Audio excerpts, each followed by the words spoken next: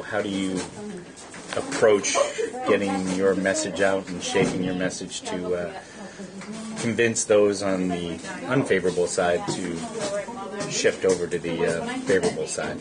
Well, I think it's a lot of going to places like Gino's, talking to people one-on-one, developing a new generation of solutions and a new generation of proposals, and being willing to go out and talk about them and listen to people and improve them.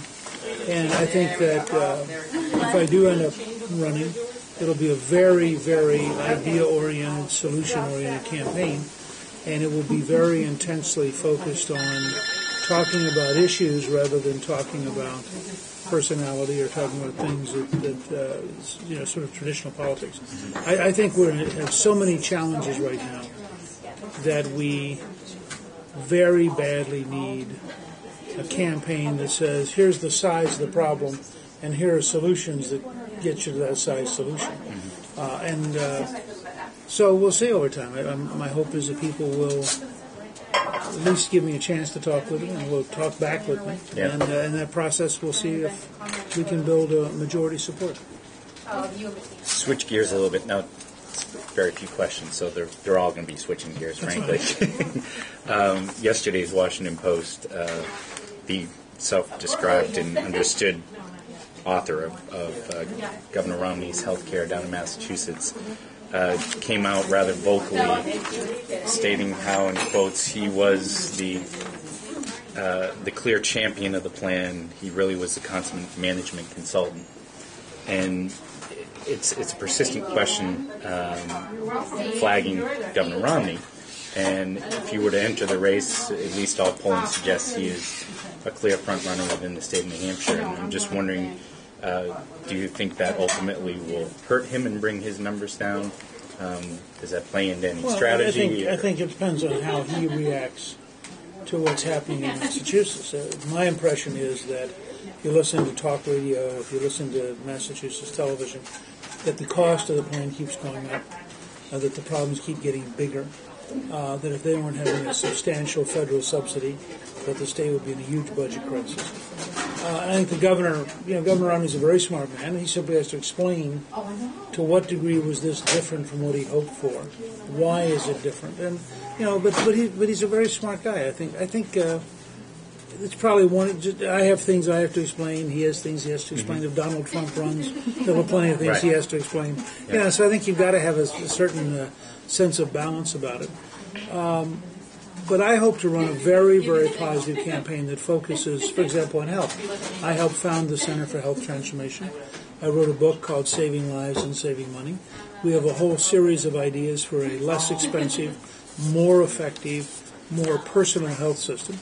And I'd be glad to contrast that to President Obama's Washington Center plan or any other proposal. Mm-hmm. I'm also, frankly, pretty happy to have other Republicans adopt the ideas. I believe this last Sunday, Fox News Sunday, you clarified eloquently and sufficiently your supposed missteps surrounding your approach to Libya. And I wondered if you could clarify for New Hampshire. Yeah, well, let me just say. And further, actually, I bought a prop. What do you think he's thinking? Why am I here, and how do I get out of this? Had to show you that. That's funny. I had not seen that picture. Yeah. No, I think. Look, I recommend anybody who wants to see my position in Libya and see whether or not some reporters and some columnists have been accurate. Hot Air this morning has a 6.5-minute video that takes you from February all the way up to today. So you see me saying it. I mean, there's no question. It tells you which show I'm on, what I'm saying on which date, and you see, I think, a continuity that's pretty clear.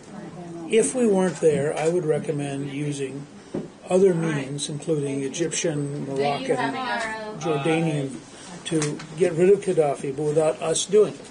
Once the president says Gaddafi must go, I favor the most direct, fastest program, which is American air power combined with local Arab-speaking forward air controllers who are professionals.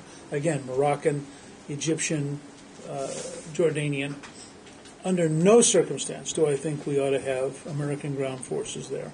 And under no circumstance do I think we ought to have this muddled, confused, coalition-led mess that we're currently in, where the president says on national television, our military goal is not to get rid of Gaddafi. Well, you're one of Gaddafi's soldiers. You're thinking, should I desert? Should I stay? And here you have the American president saying, we're not going to try to get rid of Gaddafi. So we actually reinforce the morale of Gaddafi's troops. And it's the exact opposite of a sound, logical military strategy. You concerned about a sort of domino effect in what will be the U.S. approach of picking and regimes vis-a-vis Yemen, Bahrain, Syria? There are two different problems. First of all, if you thought Obama had a standard, which I don't think he does, I think it's just all words. But if he did have a standard, the standard he described for Libya could apply to countries in West Africa. They could apply to Sudan. They could apply to Zimbabwe. I mean, there are lots of places in pain where people are getting killed. It could apply to Syria. But I don't think that he has a stand. I think this is all just opportunistic amateurism. Second, I think if you were listing America's interest in that region, you would start with Iran and Pakistan, and you wouldn't get to Libya to about number 9 or 10. And so the idea that we're focusing all this energy and all these resources on Libya is, I think, an extraordinary failure of rational priority setting. Last question. If you just share with our readers, a couple of days ago, I believe it was a speech in Texas on the country needs to return to its religious and Christian roots in your conversion to Catholicism a couple of years back. Just share that. Well, there are two different points. There are two separate points. Let me talk first about Catholicism. I'm trying to get as much as I can out of one question. You're doing good. You're doing fine. My wife, Callista, has been singing in the Basilica Choir since 1996. The Basilica is the largest Catholic church in the United States, the Basilica of the National Shrine of the Immaculate Conception in Washington. And as a supportive husband, I've been going every Sunday to Mass and listening to the choir. Mm-hmm. And I think over a 10-year period, I became more and more intrigued with the Eucharist and more intrigued with the experience of the Catholic family and the way in which the Church reconciles you with God. And so when Pope Benedict XVI visited, we had an opportunity to go to the Basilica because the choir was going to sing for Vespers for the Pope and the American bishops. And as a spouse, I was allowed to come and sit in the upper church, and so I got to see the Pope. And there was something about the joy in his eyes and the fact that he used Christ our hope as his slogan for that trip to America. That night I said to Monsignor Rossi, who was the rector of the Basilica, I just feel compelled to become Catholic, and I'd like to be received by the Church. And so I went through catechism with him and joined the Church. It's a very comforting feeling, I think. Mm-hmm. But what I said about America, that wasn't about Catholicism or Protestantism. In some ways, it was about the Judeo-Christian tradition. The Founding Fathers, and I wrote a book called Rediscovering God in America, and plus I made a movie by the same name. The Founding Fathers, in our first great political document, this is not theology, this is not a sermon on Sunday. In our first great political document, the Declaration of Independence, our Founding Fathers say, we are endowed by our Creator with certain unalienable rights, among which are life, liberty, and pursuit of happiness. Now, the reason I cite that is an America which believes that God personally has given you sovereignty, and every person in America has been endowed by God, is a fundamentally different country. That's what American exceptionalism refers to. It's a different country than a European country or an Asian country where the government has power, and the government tells you what you're allowed to do.